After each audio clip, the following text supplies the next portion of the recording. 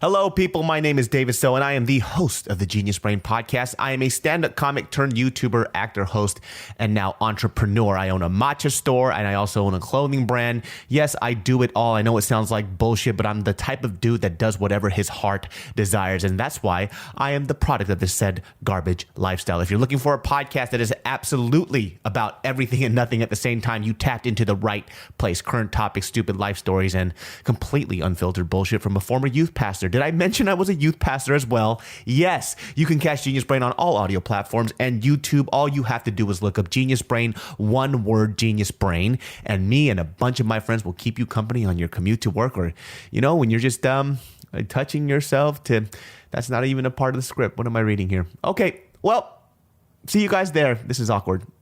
End it. End it now. Pause the podcast you're listening to right now and subscribe to Ghost Town. Ghost Town is me, Rebecca Lieb. And me, Jason Horton. And we explore all kinds of weird history, true crime, hauntings, paranormal events, and more. We cover the Slender Man stabbing, Tesla's death ray, the D.B. Cooper copycat, the cheerleader murder plot, Heaven's Gate, the Lars Mid-Tank mystery, and Tuesday's Child, Ellie's first satanic magazine, just to name a few. You can find Ghost Town on Apple Podcasts, Spotify, Stitcher, or wherever you listen to podcasts.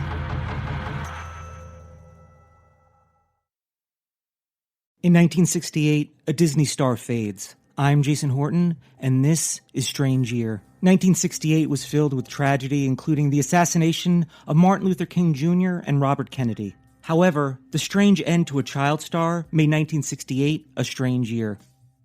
Bobby Driscoll, March 1968. Bobby Driscoll was a star.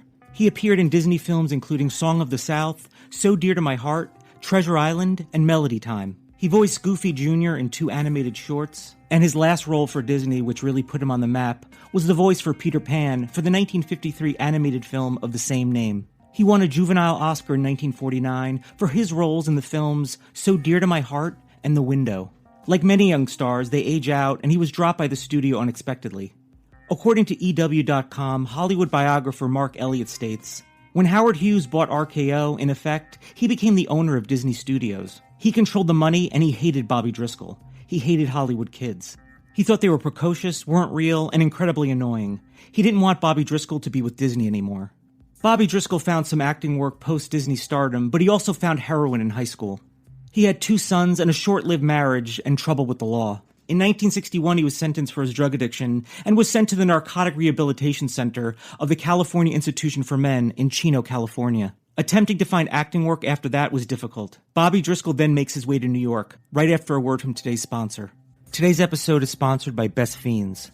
I love researching the weird parts of history, but sometimes I need a mental break, and Best Fiends is perfect. It's a puzzle game that you can play right on your phone, and it's really cool because you go through all these levels, solving challenging puzzles that actually engage your brain, but it's casual and it's fun. It's a unique and exciting puzzle experience, unlike any other puzzle games out there.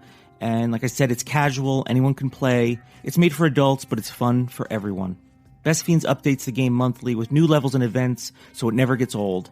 I'm well over level 300, and Best Fiends manages to keep it fresh and exciting. It doesn't require internet to play, so it's there for me no matter what. Engage your brain with fun puzzles and collect tons of cute characters. Trust me, with over 100 million downloads, this 5-star rated mobile puzzle game is a must-play. Download Best Fiends free on the Apple App Store or Google Play. That's friends without the R, Best Fiends. In New York City, Driscoll immersed himself in the world of the avant-garde. This included being a member of Andy Warhol's The Factory. His last acting role was in the Warhol-produced short film Dirt, in which he played a nun.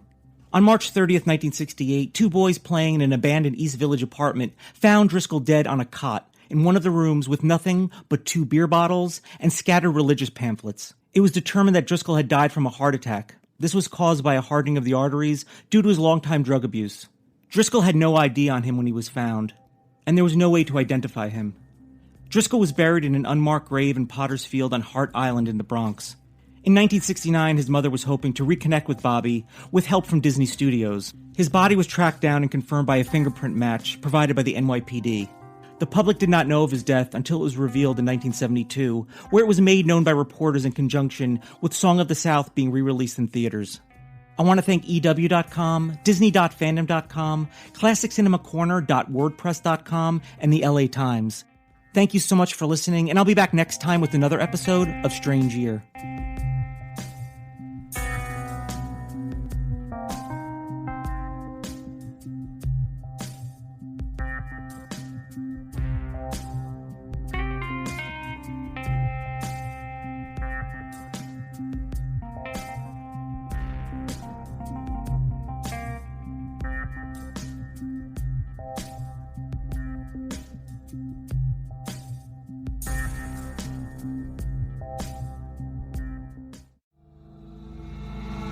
Pause the podcast you're listening to right now and subscribe to Ghost Town. Ghost Town is me, Rebecca Lieb. And me, Jason Horton. And we explore all kinds of weird history, true crime, hauntings, paranormal events, and more. We've covered the Slender Man stabbing, Tesla's death ray, the D.B. Cooper copycat, the cheerleader murder plot, Heaven's Gate, the Lars Midtank mystery, and Tuesday's Child, Ellie's first satanic magazine, just to name a few. You can find Ghost Town on Apple Podcasts, Spotify, Stitcher, or wherever you listen to podcasts.